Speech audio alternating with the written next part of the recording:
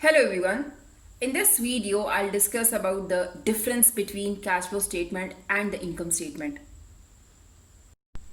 Now, first of all, in the income statement, we have revenue and then we subtract cost of goods sold, we receive this gross profit, then we subtract expenses and then we receive net profit. But on the other hand, if you see the cash flow statement, it has cash inflow which covers cash sales, trade receivables if we have sold goods on credit, and in the later months when we receive, we enter this amount. Then about the loans, then about the investments we have in the business in the form of cash inflow, we enter in that. Now you can clearly see the difference between both the cases, that in this case we are just considering one part of that cash inflow. On the other hand, if we go for this cash outflow, we have loan repayments, trade payables. If we buy goods on credit from the suppliers, we have to pay them later.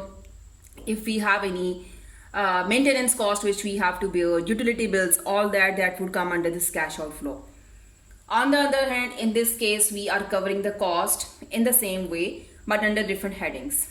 Then in cash flow statement, we take opening balance, the balance we have at the start of the month. But in this case, we are not considering any previous reserves of the profit.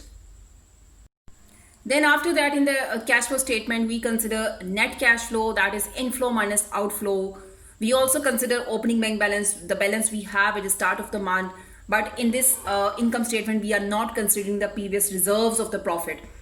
Lastly, in the cash flow statement, we add this net cash flow and opening, and we receive this closing bank balance. On the other hand, in the income statement, we pay dividends. Those are not entered in the cash flow statement. And at the end, we would receive retained profit.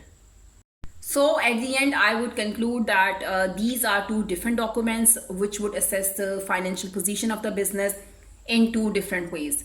So we cannot say that at the end the balance of the cash flow statement and the balance of the income statement would be same. Thank you for watching the video. Happy learning.